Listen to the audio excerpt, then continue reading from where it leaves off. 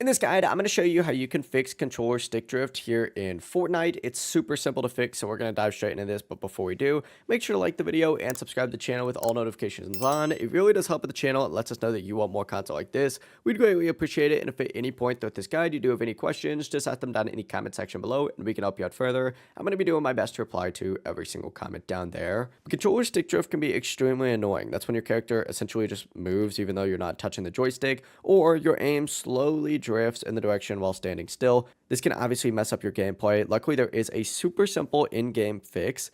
What you're going to want to do is open up your settings in-game and go ahead and go over to the controller tab. And if you scroll down on this option, you're going to see a specific option on here for controller dead zone. You may have to scroll down a little bit in order to get to the controller dead zone tab. It's going to be down towards the very bottom, but from here you're going to see two sliders. You're going to see right stick dead zone and left stick dead zone, just like so. These settings are going to control the amount of movement your stick needs before the game registers your input. If the dead zone is too low, even tiny physical wear on your joystick can actually cause unwanted movement. So just increase your stick dead zone little by little, about 2% at a time, then test it. If your character still drifts, bump it up to another 2% and repeat this until your character stops moving on its own. Eventually, you're going to find that sweet spot where the drift just disappears, but the joystick does still feel responsive. If you have to adjust it all the way, I would just recommend getting a new controller. Like if it is set to 100%, that might be a little bit too much. And at that point, it might just be worth getting another controller.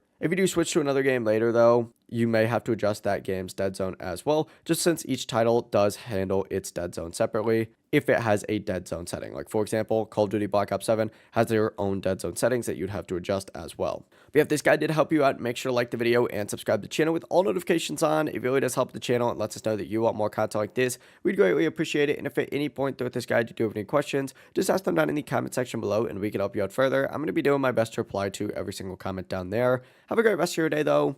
Peace.